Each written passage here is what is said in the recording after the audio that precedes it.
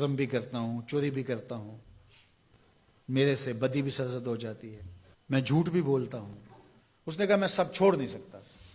तो मेरे आका ने फरमाया कि तू झूठ छोड़ दे, मेरे से वादा करके तूने झूठ नहीं बोलना। उसने कहा ठीक है, इस चीज का मैं वादा कर लेता हूं।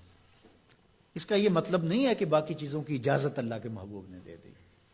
ये हुजूर की तरबियत का तरीका था। मुरब्बी को पता है किस तरह तरबियत करनी।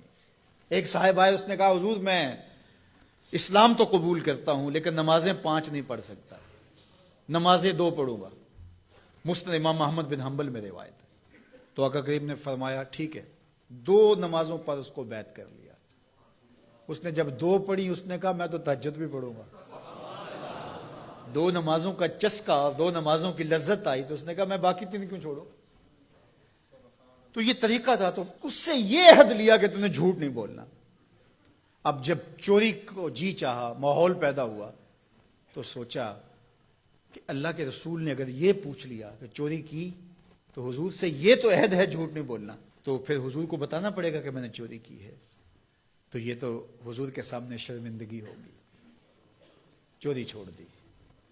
फिर कहा कि जब बदी को जी चाहा, तबीयत में गलबा हुआ गुनाह का, तो फिर सोचा कि अगर रसूलुल्लाह ने पूछ लिया तो झूठ तो बोलना नहीं, तो फिर हुजूर के सामने शर्मिंदगी होगी, क्या बताऊंगा हुजूर को। बुराई भी छोड़ दी। शर्मिंदगी किसी के सामने ना हो, यह हया है।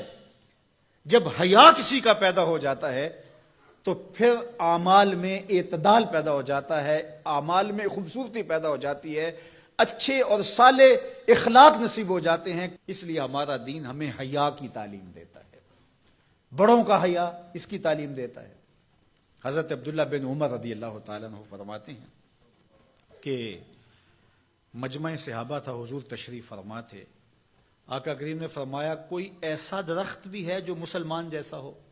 तो कहते हैं मेरे जहन में खजूर आई, मेरे जहन में खजूर का दरख्त आया कि वो खजा में भी नहीं मुरझाता, फल भी देता है। लेकिन मैंने देखा कि हजरत अबू बकर खामोश बैठे हैं, हजरत उमर खामोश बैठे हैं, उन्होंने कोई जवाब नहीं दिया। उनका हया करते हुए मैंने भी जवाब नहीं दिया। बाद में हुजूर ने फरमाया कि खजूर का दरख्त है। कहते मेरे दिल में भी यही था और मैं बोलना चाहता था, लेकिन इन बड़ों का हया करते हुए, मैं छोटी उम्र का था, मैं नहीं बोला। ये हमें बड़ों का अदब, बड़ों की ताजीम, बड़ों की हया का सबक दिया गया है, दर्स दिया गया है। ये हमें सिखाया गया, ये हमें बताया गया, ये हमारी जिंदगी का हिस्सा है। हत्ता कि हया तो छोटों से भी किया जाता है। बहुत सारे ऐसे काम है छोटे बच्चों के सामने जायज भी हो तो हम नहीं करते, कि ये बच्चों के सामने कहने की बात नहीं है, ये बच्चों के सामने करने का काम नहीं है। जायज उमूर भी मां बाप के सामने, बड़ों के सामने नहीं किए जाते। तो ये आदाब में से है।